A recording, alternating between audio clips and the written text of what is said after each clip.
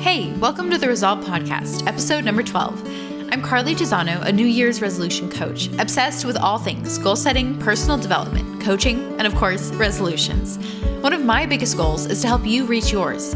I'm here to provide the tools, support, and inspiration you need to reach your goals this year and every year, and to feel supported every day along the way. Today, I have a very exciting interview that I cannot wait to share with you with my sweet friend, Morgan Dodson. Morgan Dodson is a life coach for people with ADHD. She helps them go paperless and digitally organize their lives into simple tools they can use forever, not Pinterest perfect strategies that fall flat after a few weeks. In 2018, she started a professional home organizing business, but after hiring her first life coach, losing 75 pounds, stopping drinking, being diagnosed with ADHD, and overcoming her hyperthyroidism, she decided to become a coach herself. Ever since then, she's been working online with ADHDers from all over the world to simplify their lives by going paperless for the last time. Even if you're not attempting to go paperless, and even if you don't have ADHD, Morgan has so much insight and wisdom to share about a variety of topics. I cannot wait to dive into this interview with you. So without further ado, here is my interview with Morgan Dodson.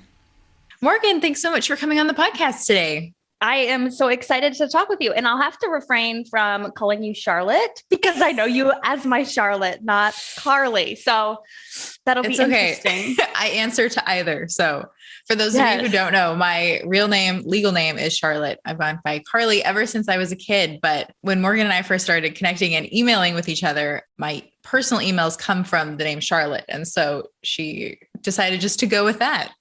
I decided. I didn't even ask, I don't think. I think I just decided for us to say for Charlotte. You're actually the only person in my life who calls me Charlotte regularly. I love it. Yes. I like it. Yeah. So Morgan, share a little bit about your journey and how you got to where you are with us.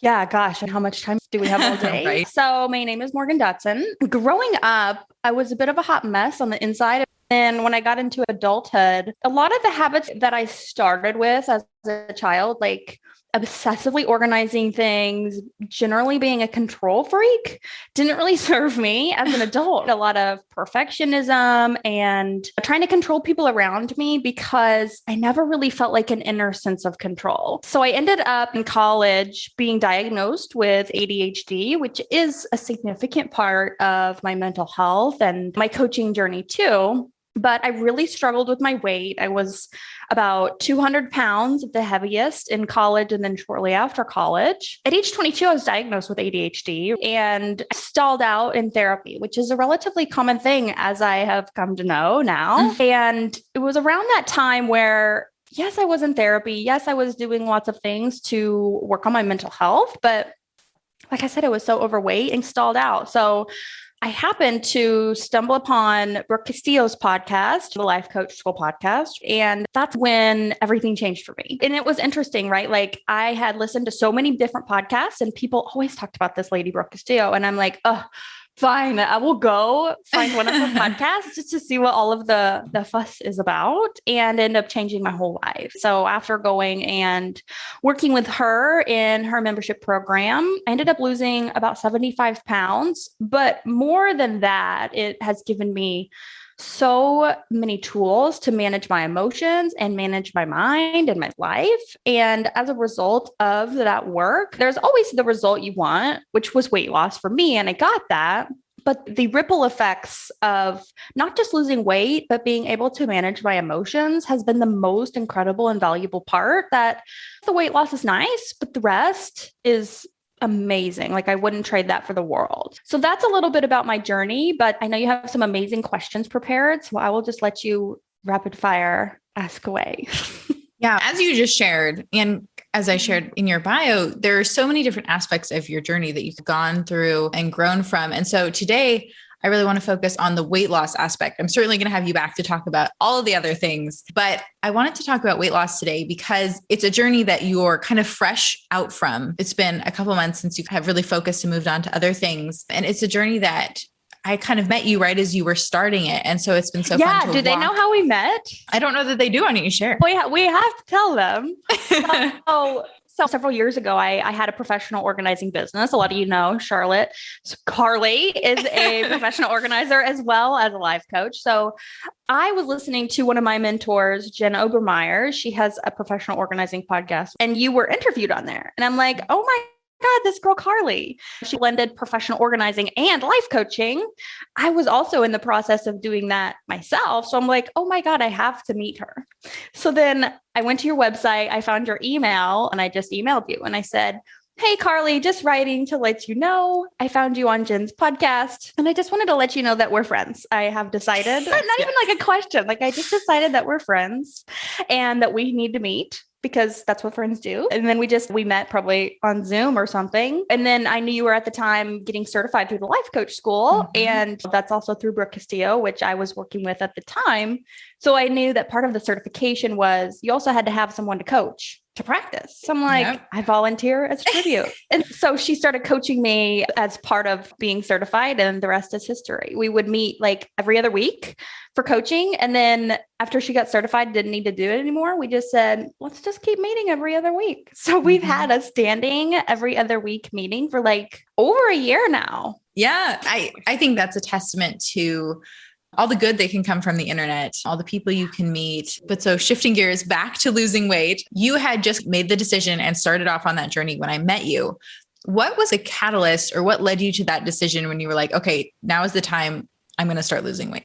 Like the fall of 2019 is where everything changed, because that was like a really pivotal time for me because I had decided I'm going to phase out therapy. I loved my therapist. I had just outgrown the container of therapy as a means to work on myself and in terms of my passion for personal development and coaching. That was also when I discovered Brooke's podcast. And it wasn't like an immediate click of, okay, I'm going to go lose weight now. Like it was a slow burn of gaining all the weight over several years and then finding her. And then it wasn't even until January or February I decided to join her program. So it was like a slow selling of myself on this is the goal that I want to work on.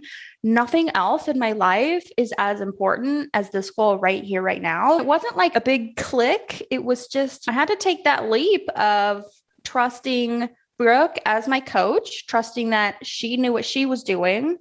And I was willing to give up things that I initially was like, oh, no sugar, no flour. It's a no for me. But I was so desperate for a solution and I trusted her. I think that's a huge thing too, is being able to trust your coach to lead you and trust that she knows what she's doing to help you get the result you want. Yeah, I think that's a big part of it. And that's why a lot of times as coaches, it's such a big part of our job to show up consistently so that people have that time to build the relationships with us so we can establish that we do know what we're talking about. We are trustworthy. We do have the tools and the skills and the knowledge that we can share with them to help them reach their goals, whatever that is, whether that's weight loss or starting a business or anything else. And I also thought it was interesting talking about how it took several years to get up to the weight that you were at. And it took you some time to make that decision that you were ready to make a change. And that also, of course, took some time to get down to the weight that you're at now. And I think sometimes we forget that it's all a process. We think it all just happens in a moment. And of course, our bodies all change at different rates, depending on what we eat or don't eat or the process that we follow. But no matter what you do, every single part of that is a process. Yeah, I love processes. You and me, we're very type A people. Right. If I could process anything on the planet, I do. And I think it's also trusting the process, right? It's even in those times where I had my protocol and I was following it and maybe my body just hadn't caught up with that yet, was still holding on to some weight. Not necessarily a plateau, but it's like the rate that my weight would go down was very predictable for the first, I'd say 6 months that I was losing weight. And that's a beautiful thing for it to be such a steady loss of weight. And then once it got down to, okay, I'm losing the last, like right now I'm at 125. And when I got to 150, for sure, there was a time where I guess you can call it a plateau where I was stuck there. And then thankfully having amazing coaches and really having the tools to manage my mind around it, a lot of it being stuck there was totally mindset stuff. It was never like, oh, this is just my body. It just wants to stay here at 150. Like a lot of it was, I even remember getting coached on this. It was thoughts like, I'm doing it wrong.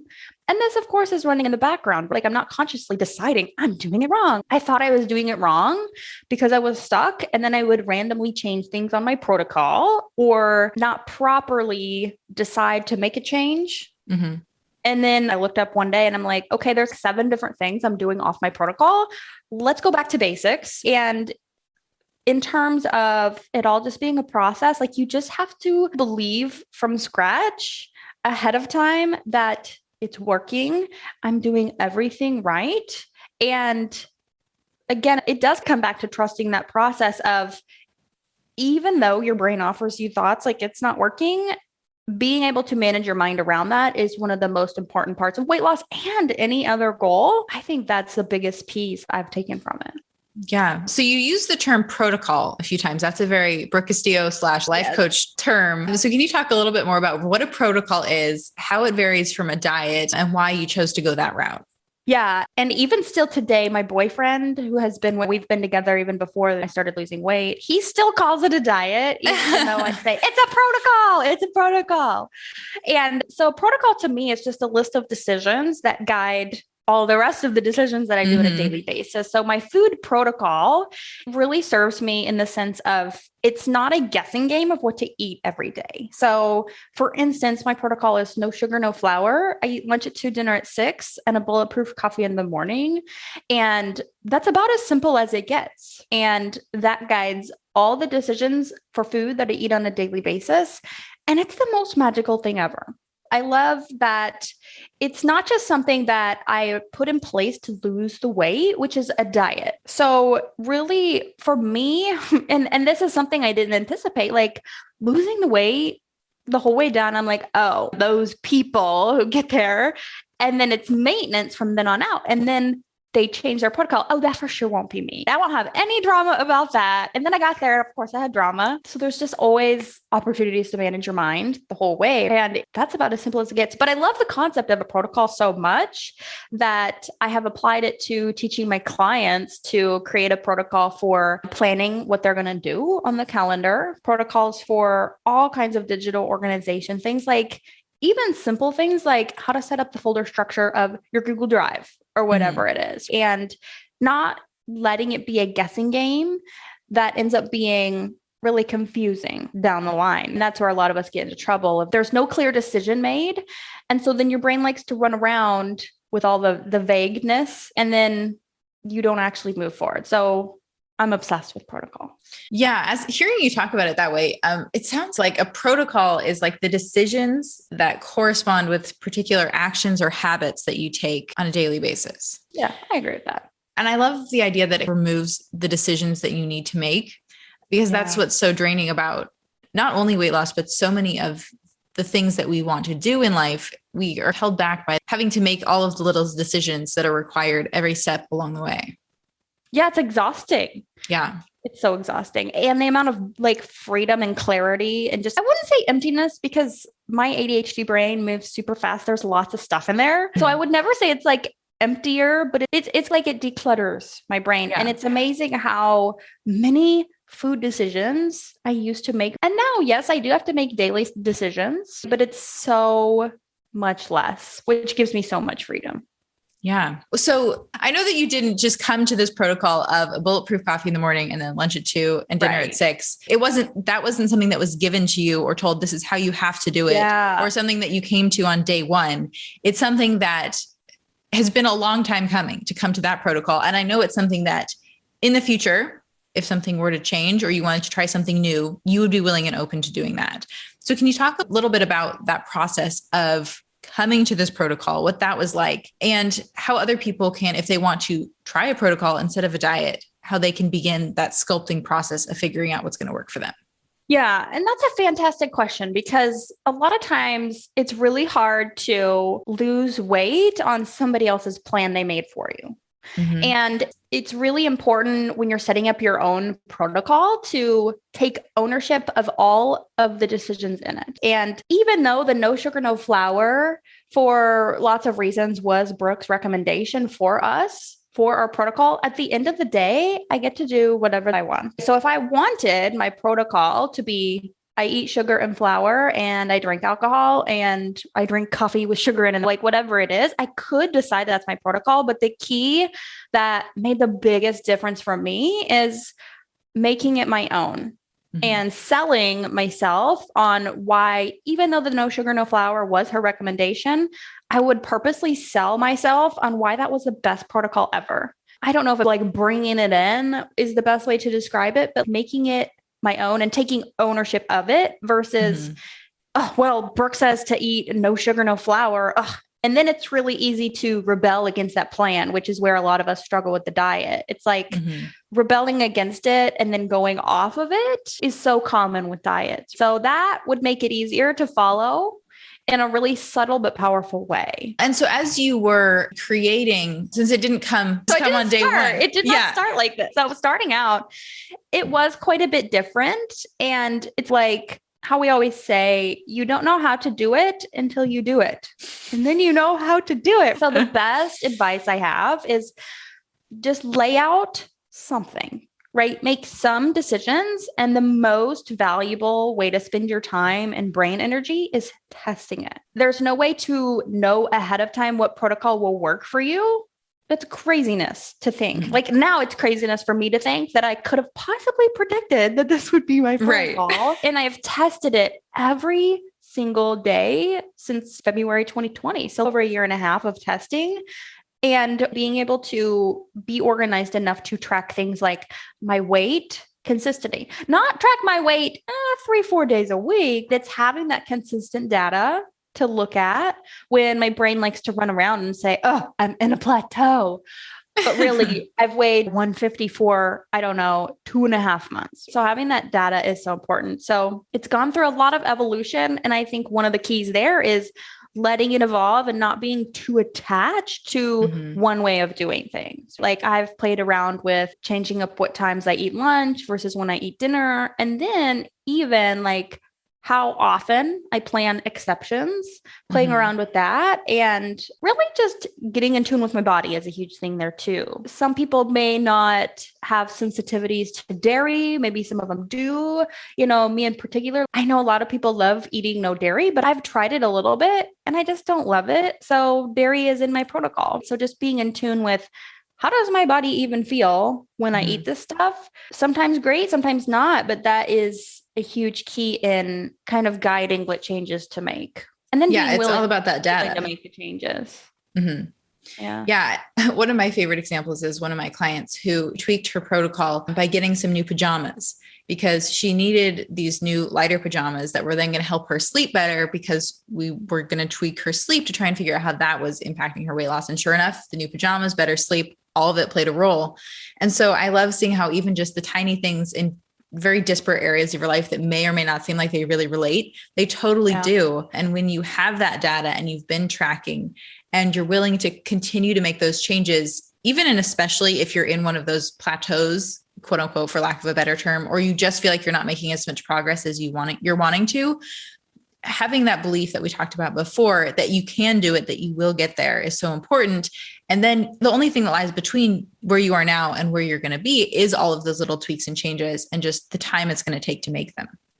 Totally. And I used to get myself into a lot of mind drama before I knew life coaching of just give me the hacks. Just give me like the little tips and tricks. I was like a life hack hoarder. It felt like I just remember feeling so desperate and desperately searching the ends of the internet and Pinterest and whatever it was to like find the secret life hack that I didn't know about that somehow the universe was holding out on me. And if only I knew this one little tip or trick, then I could lose all the weight. But what I have come to know is those little tiny tricks and stuff, I don't even call them tricks or hacks or whatever it is. Like those come at the very end.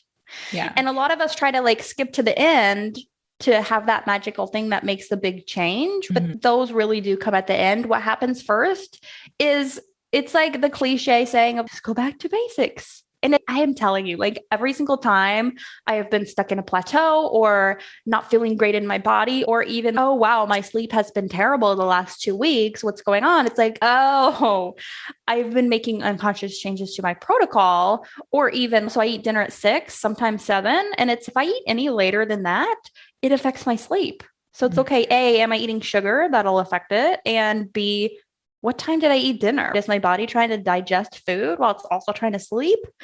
And I'm telling you, I get the best sleep ever now. No sugar. I sleep like a baby, eating dinner and just not even eat dinner. And then, I have a little snack before bed. If it's just a little snack, it'll be fine. No, like my stomach has to be empty to go to bed or else I can't sleep. And that in and of itself has made the most magical difference in my life in so many ways. Yeah. How interesting. It's so fun to see how well you know yourself and your body. And also just knowing that in the last kind of 18 months, you've made all of these changes, you've had all of these results, and you've gotten to know yourself so well.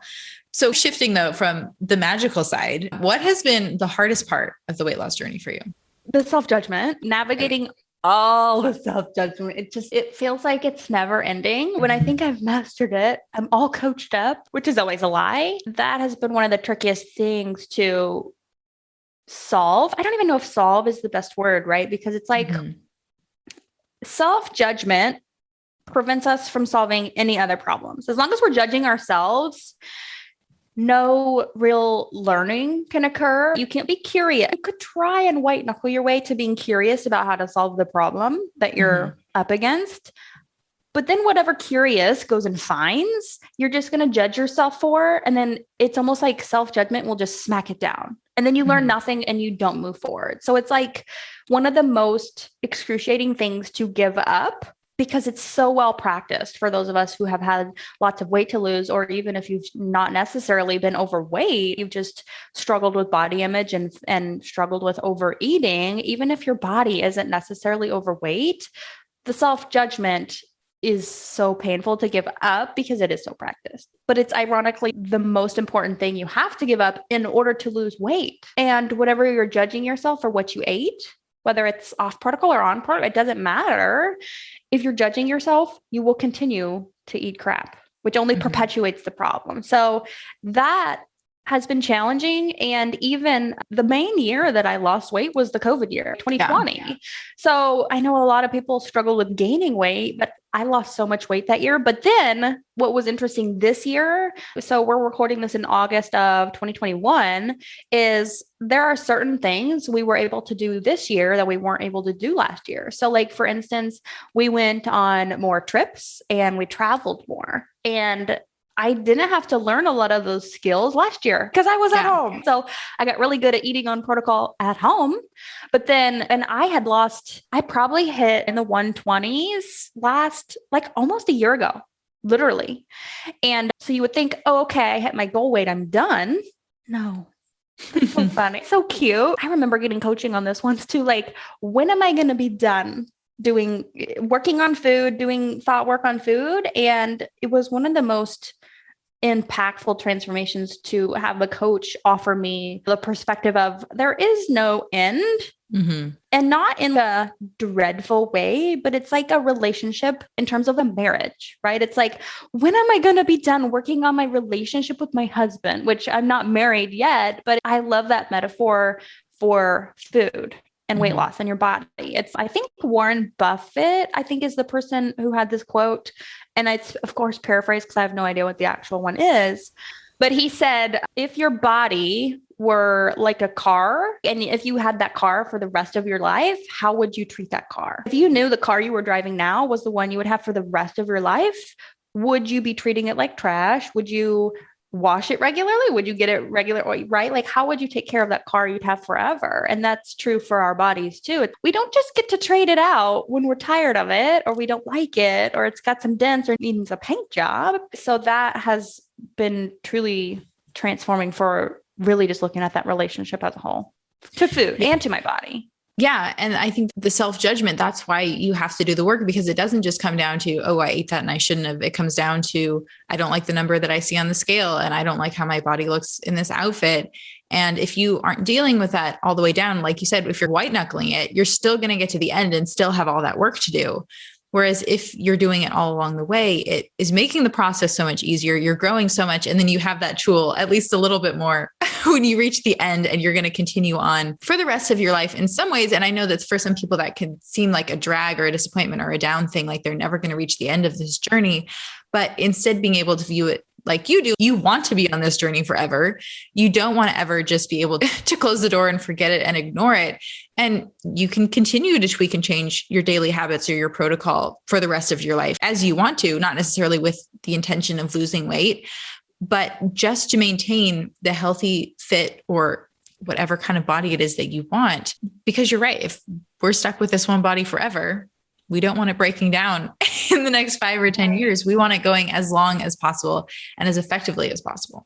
Yeah. And that made me think about, okay, so it's one thing to learn how to stop judging yourself around your body and your food and anything you're doing around there. But that is one thing that is so important. That's one huge thing that came out of, for me, picking one impossible goal to do, not just one at once, but really going all in on one and learning all those lessons in one area.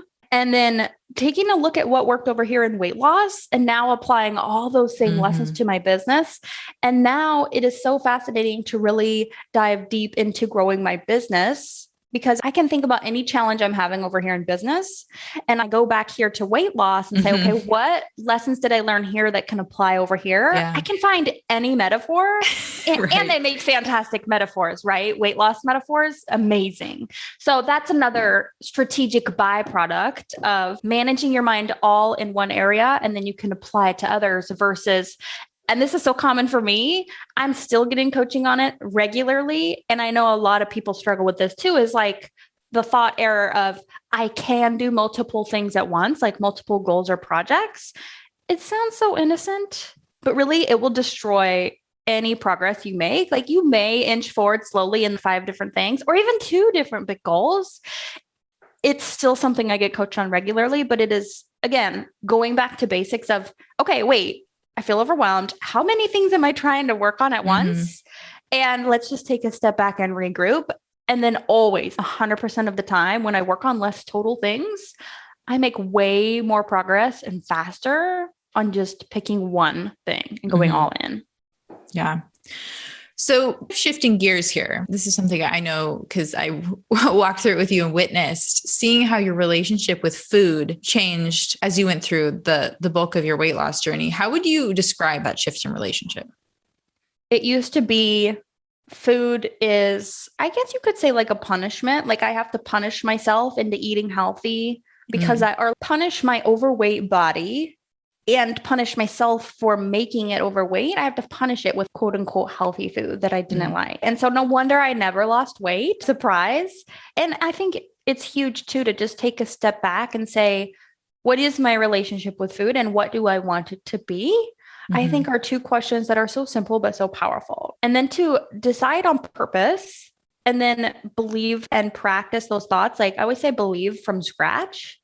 And I write down my wish list thoughts of if I could have any relationship with food that I wanted, what would I want it to be? And some of those thoughts are food is fuel. Food makes me so healthy. And I do truly love eating healthy food because now I have the effects of how amazing I feel emotionally and physically in this body.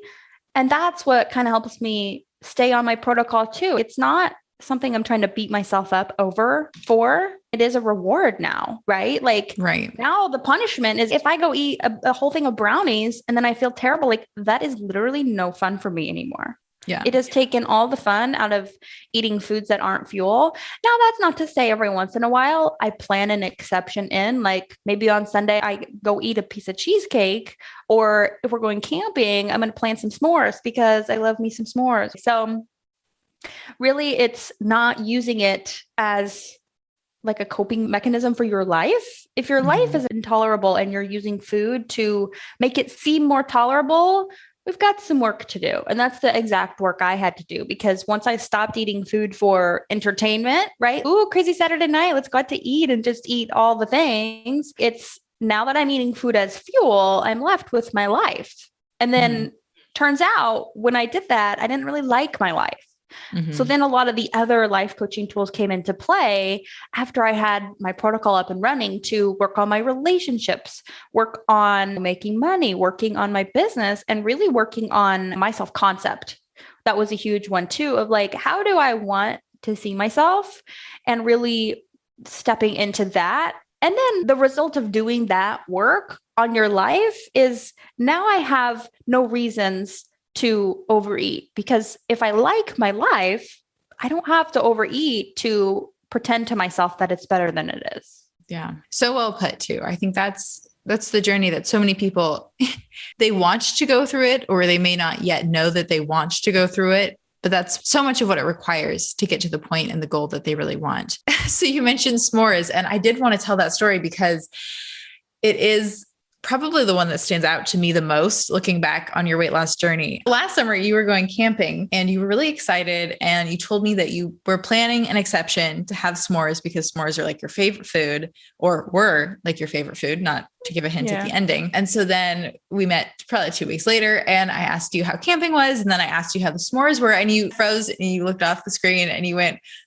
oh, I didn't have the s'mores. I guess I didn't really want them. I don't even remember this. It happened. And so that was so fascinating to me, because I could tell when you had first talked about it, like you were excited, you were anticipating it. You thought you were going to really want them. And even you talking about the s'mores you'd had in the past and how much you loved them, and your eyes lit up and you just had one of those really positive relationships with s'mores. So like you were describing before, of using it as a really exciting thing in your life and a really exciting aspect of going camping. What was it like, maybe subconsciously, maybe consciously, to reduce your desire in general, and also specifically for the things like s'mores that you really like?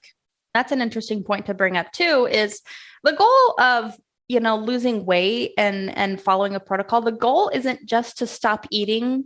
We'll use the example of sugar and flour. Like the goal isn't just to get yourself to stop eating sugar and flour. Because you don't have to do that. Right. You certainly can, but you don't have to. Yeah. And then to the point of desire, like I never ever considered this up until life coaching. And then Brooke Castillo once asked, if I could take away your desire for sugar and flour and you didn't even want it, would you let me take it away? And that's huge, because it's one thing to get yourself to stop eating sugar and flour. It's a whole nother thing to not want it altogether. It's like, I never think about going to the casino. Right. I never think about going to the strip club. I have no desire to do that. So it's easy to not do that. I never think about, I don't want to do that. And so to have that experience of really romanticizing s'mores, and I could really sell you on some s'mores. I could be the most amazing salesperson for, I don't know, s'mores.com, if that's a thing. And then being on the other side of it, now s'mores can't even get my attention now, which is the most magical thing. I'm trying to think which camping trip it was, because usually we do s'mores in some form or fashion every single camping trip. And that's actually part of why you had chosen s'mores to be one of the things that you allowed yourself as a planned exception, because it was something that you couldn't have all the time. Like you weren't going to go to the kitchen and cook a s'more over your stove or in your oven. I know some people do that. No shame, no harm. I'm sure they're delicious, but you had particularly chosen that because it wasn't something you were going to have the opportunity to eat all the time. Yeah. And so then you had the opportunity and you didn't. I know, that just sounds crazy to me now. Like I still maybe every once in a while, I do plan it as an exception. I'm like, I'm going to enjoy me some s'mores this camping trip. And then I have one and I let it be complete. I'm not like, give me the whole box. Let me make all of them and let me eat all of them. And I think that's a testament to really great self-coaching and really paying attention to your mind around it, because it would be so easy to believe that it's a fact that I have to eat these because I don't get to eat them very often. Right. And it's almost like a false scarcity. Like I can't just make these anytime I want. I totally could. I live on a farm. We have places to do a bonfire. Like I could go make a s'mores today in an hour. I could do that. Having thoughts like that really created a lot of desire. And then to have a coach reveal those thoughts to you and reveal your relationship to s'mores in like a micro example is really where the true transformation comes from, right? To notice those thoughts and then to decide on purpose. Again, what do you want to think about s'mores? It's like, purposely, I'm choosing to believe I could have s'mores whenever I want. S'mores are not that big of a deal. I love them. I like them, but I'm not going to, I think Jody Moore, she's another coach through the life coach school. I was listening to one of her coaching calls about it. And she said something that kind of blew my mind. She said, in terms of thinking about your relationship to food, if you just swapped out the food in how you talk about it and relate to it. If you swapped it out with an ex-boyfriend, you probably wouldn't be talking about it the same way. And she related it to, I wouldn't want my daughter to ever think chocolate cake, oh, it's so amazing. Or in the instance of an ex-boyfriend, oh, it's so amazing. I love it so much. It doesn't care about me at all, but I keep going back to it. And I tested that for a while too. What if I just swapped out every time I thought about sugar and flour with an ex-boyfriend, like even just saying ex-boyfriend. Oh, when am I going to get to see him next? I can't wait till the next time we're together. When's the next time we go camping to get s'mores? And that gave me such a different perspective on it that I couldn't really access by just still continuing to do that work on s'mores. So the desire piece is huge for sure. You shared so many great insights all throughout this conversation for people at every level, but I want to pull it back to someone who maybe is at that point where you were, maybe they're starting to feel that slow burn of, I am ready to make a change here. Where should they start? That's a good question. I think one thing that has made the hugest difference for me in not just weight loss, but like right now, I am working with a functional medicine doctor for my thyroid because I have hyperthyroidism, Graves' disease, and that has been another slow burn. I have had so much drama around my thyroid, which I would never have had access to being in the place of sufficiency with my weight to then pursue working on my thyroid. So my best advice of where to start is just keep following the breadcrumbs. And what I mean by that is, like I mentioned, even in the beginning of this episode, is I kept hearing people talk about Brooke Castillo. I kept hearing people talk about how transformative it has been for their ADHD to really change the way they eat and to stop eating certain things, start eating certain things, whatever it was. And it was always just, okay, that's interesting that I got mad about somebody on a podcast recommending that I change my diet to manage my ADHD. That's hilarious. Oh, that's interesting that I had so much defensiveness about that. And even at the time, I was like 200 pounds and miserable. So it makes sense looking back, but being able to say, okay, here's a breadcrumb. Let's go try this thing over here. I tried Whole30, failed within 5 days. So like for me, that didn't work. Looking back, it makes perfect sense from a mind management perspective. But I'm like, okay, Whole30, that apparently wasn't it for me. What's next? And not being like, Whole30 didn't work. I'm doomed. It's like, okay, that wasn't it. Let's try something else. So continuing to just seek out random things. It's like, this might work, or it might be totally ridiculous, and just being willing to try it versus being unwilling to try something that you think is ridiculous. Like I used to think life coaching was ridiculous. I used to think, oh, life coaching, that's cute. And then it came to the point where I was like, everyone loves this Brooke lady. I have to go find her. Oh, she's a life coach. So it's like being able to suspend or pause my disbelief of this might be the thing that works. And then doing it and going through that whole transformation so much so that I became a coach myself. Obviously, I had to change the story around that one. So it's just interesting how things come full circle. So keep following the breadcrumbs, keep testing lots of things. You'll eventually get there if you test enough stuff. Right. Yeah. And if the goal is what you want, the things that don't work are just more information, more data points. It's more steps along the way. And you get to check it off then. You can be like, oh no, that didn't work. I'm going to go try this other thing that I found out about. And the breadcrumbs can be so tiny. It could be listening to another podcast episode, or it could be going to seek out a new mentor like you did for Brooke. It can be even the tiniest things that are going to lead you to the next breadcrumb. And that's the thing about breadcrumbs is when you go to pick up one, you don't necessarily know where the next one's going to be. And that's okay. So just whatever the next one is for you, even if that's just, okay, I'm going to be aware of breadcrumbs. I'm going to start looking for them. That can be the first one. Literally. Yeah. Okay. So I want to shift gears. I want to move into the resolution round and learn a little bit more about you, how you set goals and what goals you're currently working on. So let's start out with, do you set goals or resolutions? And what is that process like for you? 100% I set goals. Yes. I love becoming the next new version of myself. And so therefore I love setting goals because that's what goals do. Is in order to achieve a new goal in weight loss, I used to be the type of person who would overeat to tolerate her life. And then to become the type of person who sometimes eat s'mores, but like it's super rare. And to be the type of person who effortlessly maintains her weight. I could have never dreamed that could be my reality, but it's just a testament to like, you can definitely become a different person if you want to. And it can be fun. So in terms of goal setting, one of the basics, like we already talked about, is working on one thing at a time, right? Every once in a while, I can work on a big business thing and a big personal thing. Like right now, I'm trying to grow my business. And I mentioned I'm working with a functional medicine doctor for healing my thyroid and finding out the root cause of it so that I don't have to get surgery or take a like radioactive pill to kill my thyroid. Like that you could even look at as like a breadcrumb of, oh, okay, I tested that whole Western medicine endocrinologist solution way. It's not for me. Not interested in either of those solutions. Let's go find something else, and just being willing to piddle with enough stuff to come across it. Yeah. I've been in the backseat watching you go through this thyroid journey now, even back to the beginning of the year when you're like, is this something that I tackle? Do I not? And so making that decision to pursue it was the first breadcrumb, and then deciding, okay, this isn't the route I'm going to go. And even sometimes this person isn't the person to help me. All those breadcrumbs have led you here to the really great place that you're at. Even if you haven't reached the end of that journey or even the maintaining phase yet, you've gotten this far, and that's amazing.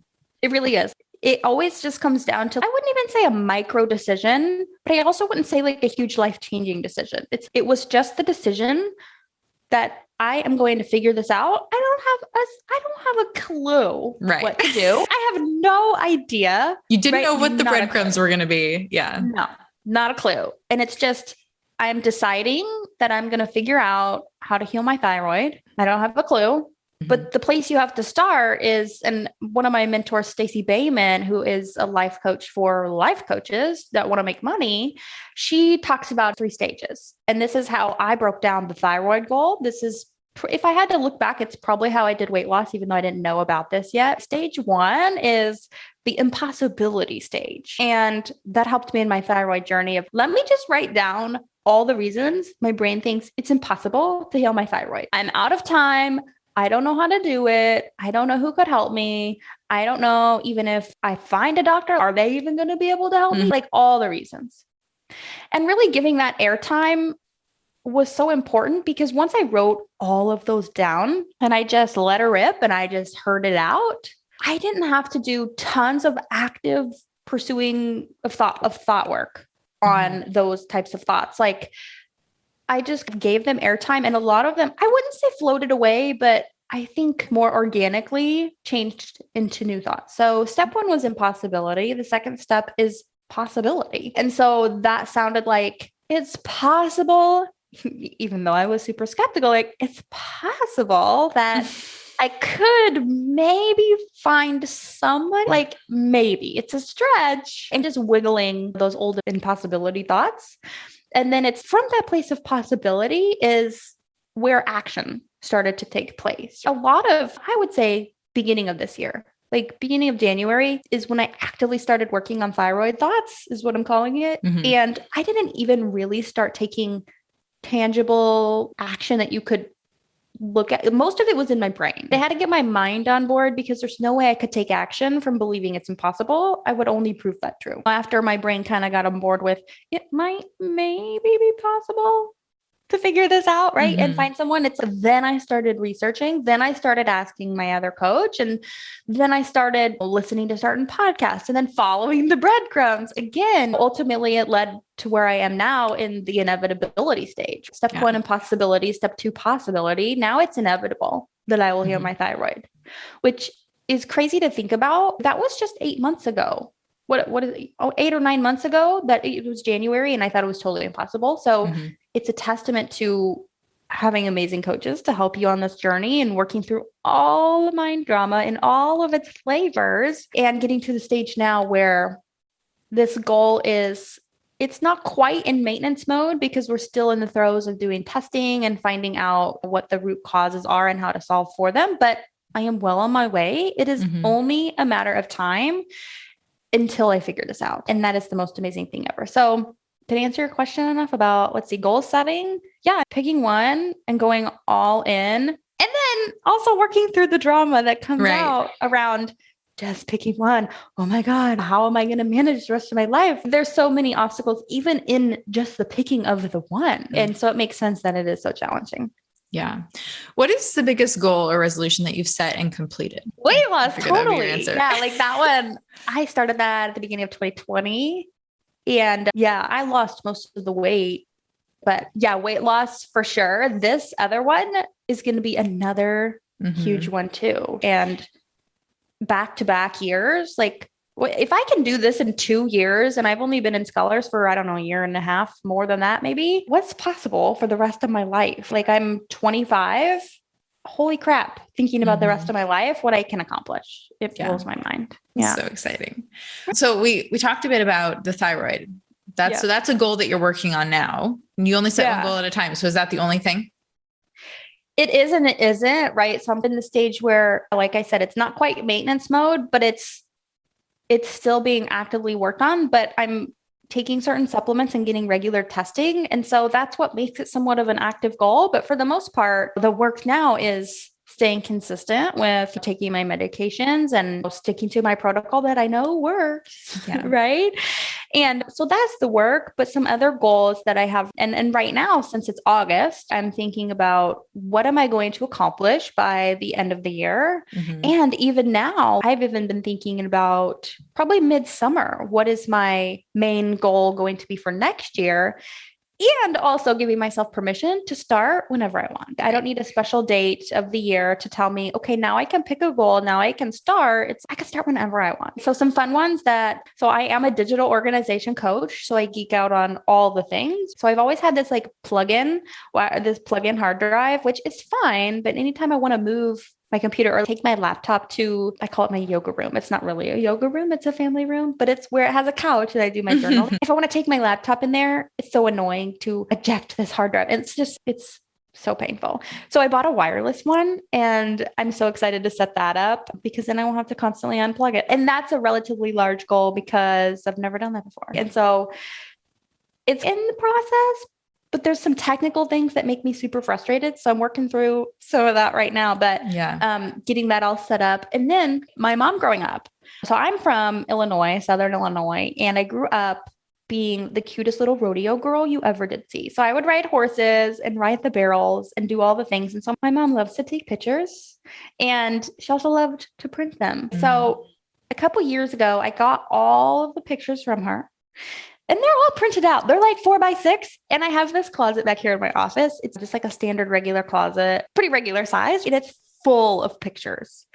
And so that's going to be my impossible goal for next year is digitizing all of those. And like when I put them I'll probably use Google Photos. Like they have to be dated so that I can have the computer read, right? They're from 2000 or 2007. So that is a huge goal, but it's having the vision of it being done and living in it's done energy, as I like to call it. So it's not, oh my God, I don't know how to do it. How am I going to figure this out? It's going to be so hard. It's like really just stepping into that future version of myself that I can already visualize myself working on organizing the pictures, sorting them, digitizing them, logging them. That is a big goal, but it's totally doable if you have the mind management tools and you're just willing for it to be uncomfortable and take probably longer than you think. But if you can manage your mind around just picking that one thing, you actually accomplish it faster, which is ironic, right? We think, oh, if I work on multiple things at once,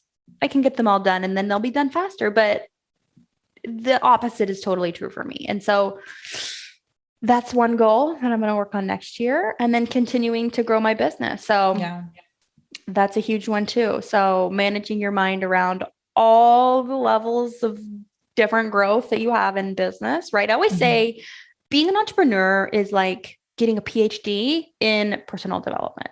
And that's a beautiful thing. Then you get to grow and it's like that journey of growth is fun in and of itself, even though it has a lot of uncomfortableness and difficulties. Like it's so worth it and it's so fun. Yeah. So every week on the podcast, I encourage listeners to resolve to do something or experiment or take some action. So what would you encourage listeners to resolve to do? I already mentioned it a couple of times, but it's a good one. So I'll use it just to keep following the breadcrumb, right? Like the only reason you haven't got your goal yet is because you just haven't tried enough things. Mm-hmm. My coach she always used to say that. She still says that. And for a while it used to be irritating. I'm like, yeah, whatever. But really, truly, the only reason you haven't got there is because you haven't tested enough stuff. So resolve to do the thing is the next step, right? Along all my journeys, it's the thing that feels obvious. Like the obvious next step would be to go research types of people to help with my thyroid, or go research possibly a health coach. And that might be the thing. It might not, but how will I ever know if I just sit back here and guess and hope it's the right one and then never do it? My growth always happens the fastest when I just pick something. And that's the hardest part sometimes too, is just like, really seriously, just pick something and let's go. Yeah. And we just need to follow the breadcrumbs, maybe that our future self has left for us. Totally. She's like whispering to us too. Whenever I started researching functional medicine doctors, I kept following the breadcrumbs. Someone recommended I look on it's like a IFM, International, whatever, functional medicine.com. I don't know, some place to find functional medicine doctors. And I'm thinking, okay, I live out in the middle of nowhere, Southern Illinois. It takes 2 hours to get to St. Louis, where probably it is my best shot to find someone. I was researching them and I pulled up this webpage of this one guy, and I'm like, I had that like a twinge. I don't know if it's the best way to describe it. Like you just feel it in your body of a yes. That's him. And then I didn't quite ignore it. I kept him in there, and he was in like the pool of candidates, more or less. And I kept whittling them down. And eventually I had called his office, and his receptionist or whatever answered some of my questions of how to get started. And I'm like, okay, I have another place I want to call and see. And then I called them, and they did the thing where it's okay, press 1 for whatever, press 2 to talk to somebody. And I did that. And then they wanted me to leave a voicemail. And I'm like, oh, it's a no from me. And so I called the other place right back and booked it immediately. And thinking back, I'm like, I knew it was him from the very beginning when I saw him on that website, and not in like, I should have just picked him from the start. I knew all along that this was going to be my functional medicine doctor, and his name is Jason, and he's amazing. So I'm really excited about that. That's so interesting, because I had that exact same experience when I got my therapist a few years ago. The breadcrumbs were, first I needed to do research, and then I needed to keep doing research. And then as soon as I saw her picture, I was like, I know that's her. So the next breadcrumb was just to book our first appointment, and then just to keep following them from there. But you're so right. And sometimes the breadcrumb is, I'm just going to be aware that I'm looking for the next breadcrumb. And that's totally okay. It's okay to be in that liminal space in the middle of steps. But when it comes up, just know, okay, that's the next one. I got to keep going. Totally. Okay. So now I have some confetti questions. These are just for fun to help us get to know you a little bit better. I think I know a lot of the answers, but our listeners don't. So let's get to it. What time do you get up? 7 a.m. every day. When do you do your best work? 10 o'clock till about noon, 12:30-ish, 1-ish. For lunch. Right. And that's interesting too, right? It's because I have the bulletproof coffee, which I love. And again, back to food and weight loss. That's another strategic byproduct of my protocol that I love. Like, I romanticize my protocol so much. I love it so much. I get the best work done when I'm fasted in terms of intermittent fasting. I eat lunch between 2, and then I eat dinner at 6 to 7. Between then, I just don't eat. My body doesn't need the food. It requires very little fuel. So when there's not food in my stomach, it's like all of my energy goes to my brain, and I produce so much stuff. Like, it is unreal. So that's super fun. What's the best piece of advice you've been given? That's a good question. Can we come back? Pass. Come back. Sure. Okay. We'll come back to it. What do you do to rest? Yoga. I love me some yoga. Yes. And there's so many flavors of it, right? Like, I could get a decent, sweaty, like breathing heavy workout with yoga, which used to sound crazy to me. Or I could do like cozy resting yoga. Like, there's yoga for all the things. I love it. Or walking. Yeah. Yeah. I walk too. What's your favorite beverage? Sparkling water or regular water. They're both amazing. Favorite TV show? Right now it's Impractical Jokers. Do you watch that? Mm-mm. Oh my gosh. Okay. So it's on, if you have HBO, it's on there, or like on regular TV. It is the funniest thing. Me and my boyfriend just like will bust up laughing. Do you know what it is though? Mm-mm. Oh my God. It's like these 4 guys. They've been friends since high school. They live in New York, like Staten Island. So they all have the accents except for one of them, but they make each other do ridiculous stuff in public.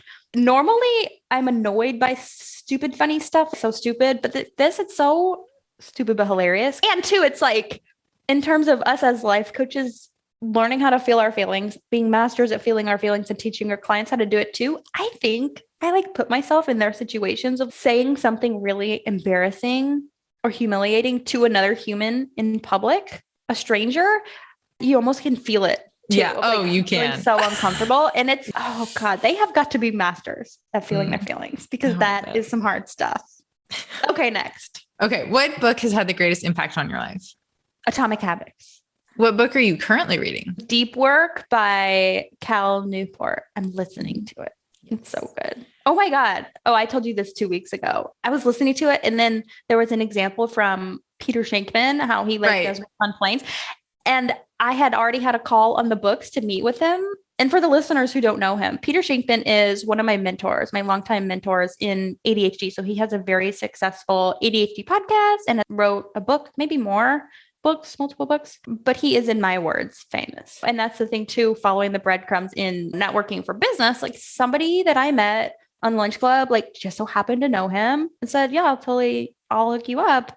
And the rest is history. He's going to be on my podcast and I'm going to be on his podcast. Like what? I could have never planned that out. There's no way. What is a win that you're currently celebrating that we can toast with you? That. Yes. Okay. Right? We'll toast that with you. That is so exciting. Yes. Okay. That clink. Yes, exactly. Okay. We have to come back. What is the best piece of advice you've been given? Why is it so hard? Okay. I just thought of one that I used the other day, actually. And I'm applying it to working on QuickBooks, which can we just hold space for a second? How hard QuickBooks is? I'm sure having to manage my mind around that. Whenever I catch myself telling myself, this is so hard, sometimes what I do is go and do thought work and inch my way to thinking thoughts and then getting to the wish list thought of this is easy. But now it's okay. Being able to not just turn off the emotions from like, this is hard and all the difficulty there, but just if I catch myself saying this is hard, immediately turn it right back around and pretend that it's opposite day. And then tell myself, oh, this is easy, right? Oh, you're just confused. This is easy. And I tried that the other day and I'm like, whoa. It works. It works. It's all just your thoughts. Yeah. Interesting. Okay. It is easy for some people. It can be easy for you. It could. Yeah. Like it's possible that this is going to be totally easy. And then going and testing that improvement. I know. I love it when all the tech stuff, you think it's going to be so hard and then it takes 5 minutes. Right. Or even if it takes way longer, you're so proud of yourself when you figure it out. Oh my God. It's going to be so awesome when I figure it out. Yes. And it is. Totally. So where can people go to find more information about you and your work and all the amazing things that you're doing? All the things. So you can go to morgandodsoncoaching.com. It's MORGIN. That's easy. And then DODSON coaching.com. I also have a podcast of my own. So of course, this is always super fun to record podcasts, especially with my friends. Mm-hmm. So that's called Going Paperless with ADHD. And that is pretty conversational. Like this one, if you enjoyed anything I talked about today, you're going to love my podcast too. So it's like me and you sitting in a room chatting. So that's super fun. There you go.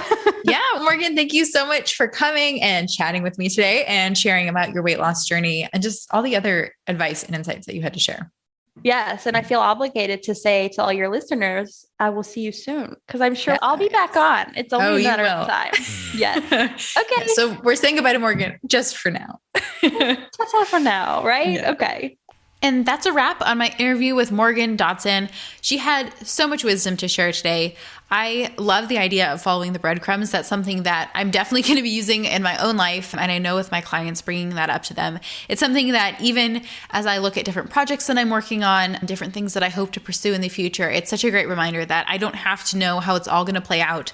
I don't have to know, even in some cases, the destination where I'm heading. But if I can just figure out what the next breadcrumb is, if I can just take the next tiny step or just be open to what that step might be, all of that is moving me in the direction that I want to go. So thanks for tuning into the Resolve podcast. You can follow me on Instagram at Carly Gisano. I would love to connect with you. Don't forget to rate and review. It really helps other people find the show. And subscribe if you haven't already so that you don't miss another great episode next week. For the show notes or additional support in reaching your goals, check out carlygisano.com. Until next time, here's to all that lies ahead.